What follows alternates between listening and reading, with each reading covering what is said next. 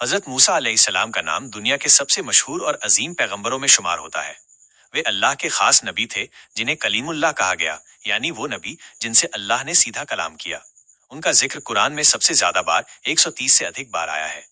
हजरत मूसा असा की जिंदगी एक बहुत बड़ी क्रांति की कहानी है। जुल्म के खिलाफ जंग, एक कौम को आजादी दिलाने का सफर, अल्लाह के दिए हुए मौजज़ात और एक नबी की सब्र, इखलास और इबादत से भरी रूहानियात। 2. जन्म और बचपन का अद्भुत मोजिजा। हजरत मूसा अस का जन्म मिस्र में हुआ, उस दौर में जब फिरौन नामक एक क्रूर बादशाह इसराइली कौम पर अत्याचार कर रहा था।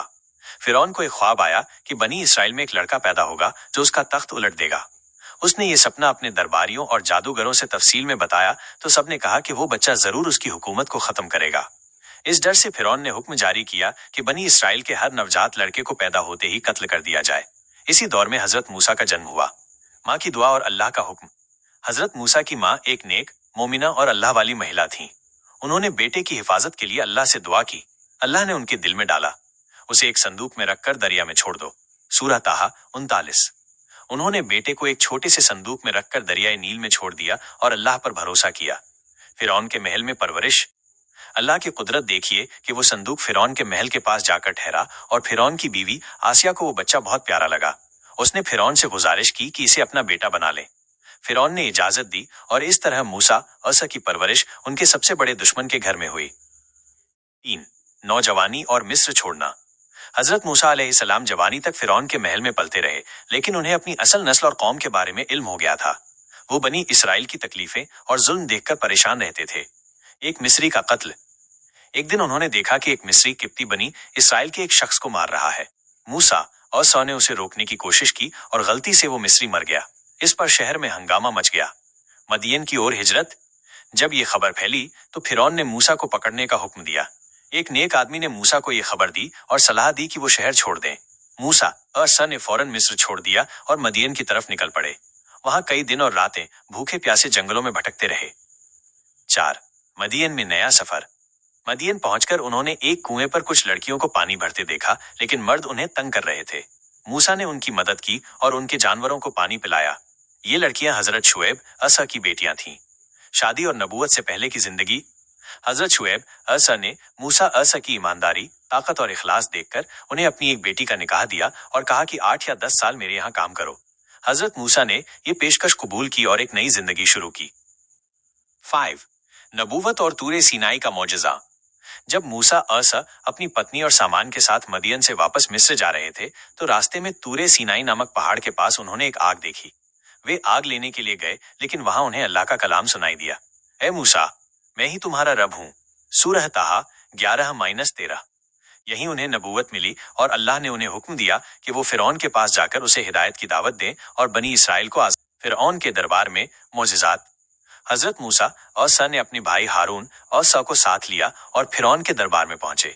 उन्होंने अल्लाह का पैगाम सुनाया और फिरौन को अल्लाह की बंदगी की दावत दी। अल्लाह के दिए मौजिज़ात: अस्साजा का अजगर बन जाना, हाथ से रोशनी निकलना, सैलाब, टिड्डी, जू मेढक और खून का अजाब। फिरौन ने मूसा असा की बात नहीं मानी और उल्टा उन्हें जादूगर कह दिया। उसने देश भर के जादूगरों को बुलाया, लेकिन अल्लाह के मोजीजे के सामने सब हार गए और खुद ईमान ले आए। 7. बनी इसराइल की आजादी। फिरौन ने मूसा और सा और उनके मानने वालों को मिस्र से निकल जाने का हुक्म दिया। मूसा और सा अपने लोगों को लेकर निकले, लेकिन फिरौन ने अपनी फौज के साथ उनका पीछा किया। दरिया का चमत्कार।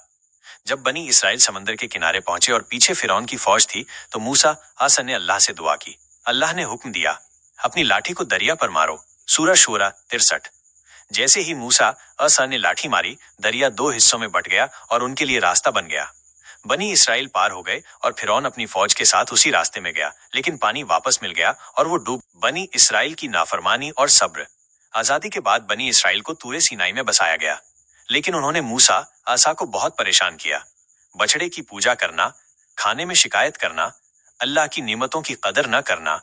मूसा आसा सब्र से काम लेते रहे और उन्हें बार बार अल्लाह की तरफ मोड़ते रहे। 9. अल्लाह से सीधी बातचीत। तूरे सीनाई पर मूसा असा ने 40 दिन का रोजा रखा और अल्लाह से सीधा कलाम किया। उन्हें तौरेत का कानून अता किया गया जो बनी इसराइल के लिए शरीयत। 10. बुढ़ापा और वसीयत। मूसा असन ने अपनी जिंदगी के आखिरी हिस्से में बनी इसराइल को सब्र, तौहीद और शरीयत पर चलने की नसीहत की। अल्लाह ने उन्हें पवित्र जमीन यरूशलेम तक पहुंचाया, लेकिन उनकी दुआ ये थी कि वहीं पास के किसी जमीन के टुकड़े पर उनका इंतकाल हो जाए। हजरत मूसा आनसा की वफात के बाद हजरत यूशुफ बिन नून आनसा ने उनका मिशन पूरा किया। 11 सबक और सीख।